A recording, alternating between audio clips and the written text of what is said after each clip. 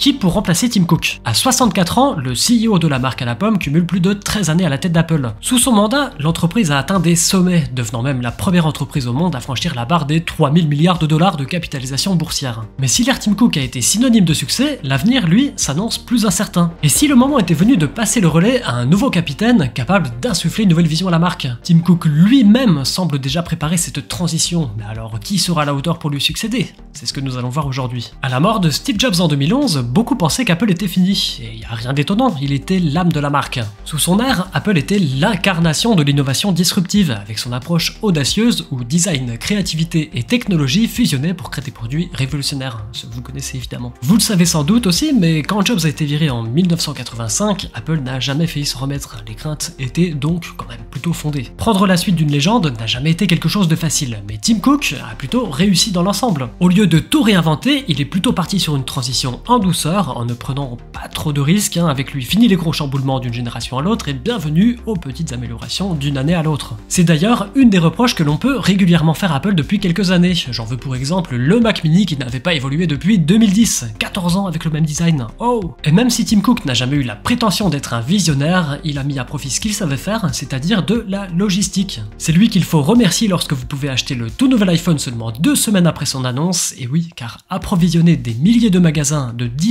de millions de produits partout dans le monde en si peu de temps, ça demande quand même d'être un vrai crack. Bref, il y a la stabilité, ok, le côté gestionnaire, ok, mais Tim, c'est aussi le renforcement de l'écosystème et la diversification des produits avec des accessoires par-ci par-là, comme peuvent l'être par exemple l'Apple Watch, les AirPods ou les HomePods, ou encore évidemment l'avènement des services comme Apple Arcade, Apple Music ou Apple TV+, pour ne citer que. Et cerise sur le gâteau, à la mort de Jobs, Apple valait environ 350 milliards de dollars en bourse, aujourd'hui on est à 3400 milliards de dollars, quasi x10, rien que ça. Et pourtant, le gars a toujours été humble, laissant beaucoup de place à ses employés, il y a d'ailleurs qu'à voir durant les keynotes où ses apparitions sont peu nombreuses, sans parler du volet politique à gérer avec l'Europe, la Chine ou les États-Unis, le côté écologique avec la fameuse promesse de la neutralité carbone à l'horizon 2030, ou encore ses multiples prises de position sur les respects de la vie privée.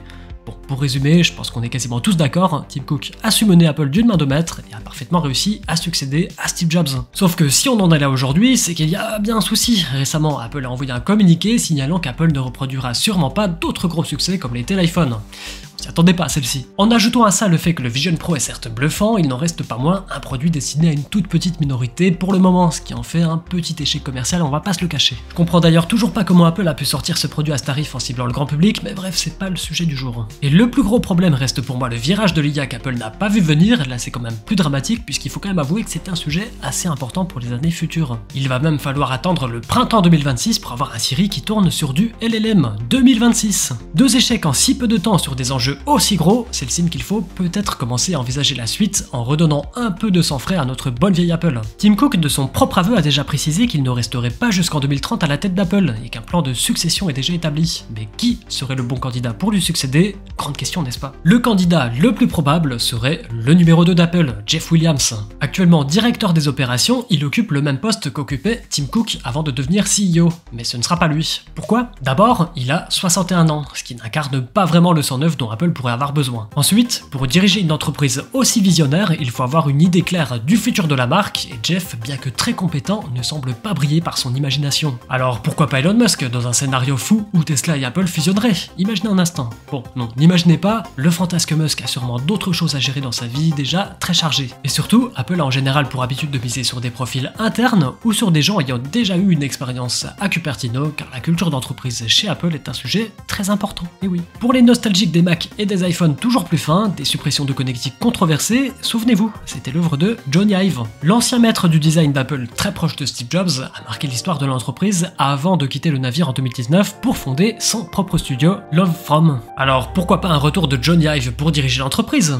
Hélas, ça semble peu probable. Ive a toujours affirmé détester la bureaucratie et préfère se concentrer pleinement à la création. Aujourd'hui, il est d'ailleurs très épanoui dans son studio, collabore même avec OpenAI sur un projet mystérieux censé remplacer le smartphone et travaille également chez Ferrari pour travailler sur la première voiture électrique de la marque. Donc autant dire que si c'était lui, ce serait vraiment la surprise de la décennie. Mais restons réalistes, puisque dans un monde qui se tourne de plus en plus vers le logiciel, un autre candidat se détache, vous le connaissez d'ailleurs très bien, Craig Federighi, alias Air Force One. L'actuel senior vice-président de l'ingénierie logicielle a toutes les qualités pour être un remplaçant crédible à Tim Cook. En quelques années, il est devenu l'un des visages les plus connus et appréciés d'Apple, notamment grâce à ses apparitions dynamiques et souvent humoristiques lors des keynotes. Il leur a apporté un vrai coup de fraîcheur qui fait du bien, avec du dynamisme, du charisme et de l'humour, ce qui a par la même occasion donné une dimension plus accessible à la marque. Mais ce n'est pas tout, à 55 ans, Federighi semble avoir l'âge idéal pour assumer ce rôle. Ajoutez à ça le fait qu'il a été formé à la dure école de Steve Jobs chez Next avant de revenir chez Apple, qu'il possède une solide expérience dans la gestion d'équipes techniques, et qu'en l'écoutant, on sent qu'il a une vision claire du rôle que doivent jouer les technologies dans nos vies. Bon, ça fait quand même pas mal d'atouts. Cependant, tout n'est pas parfait. Federighi n'a pas de grandes compétences reconnues en gestion opérationnelle ou en finance, des aspects qui étaient pourtant la force de Tim Cook. Et bien sûr, il y a le retard d'Apple dans l'intelligence artificielle générative, un domaine directement lié à ses responsabilités. L'autre grand profil crédible, cité d'ailleurs dans un article de Bloomberg, est John Ternus, l'actuel senior vice-président de l'ingénierie matérielle. Avec un rôle central dans une entreprise qui génère l'essentiel de ses revenus via le matériel, il est un candidat tout trouvé. À 49 ans, il est le plus jeune de notre liste, ce qui pourrait incarner le renouveau dont Apple a besoin. Très respecté en interne, y compris par Tim Cook, il est connu pour sa gestion réfléchie et sa capacité à garder son sang-froid. Des compétences qui sont quand même grandement appréciées pour un PDG si jamais. Toutefois, si on devait lui trouver des points faibles, il y aurait déjà son manque de charisme, et oui, car on a quand même eu le temps de le voir ces derniers temps, c'est même lui qui avait volé la vedette à Tim Cook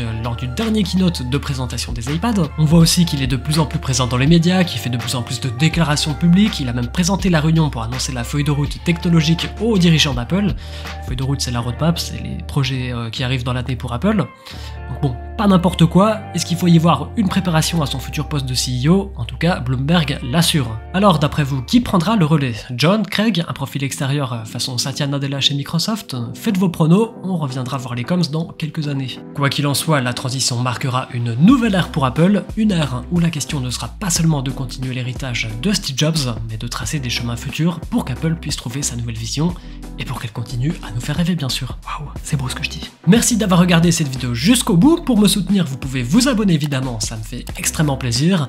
Et évidemment, si vous avez apprécié ce contenu de qualité, n'hésitez pas à laisser un petit pouce. On se dit à la prochaine, ciao.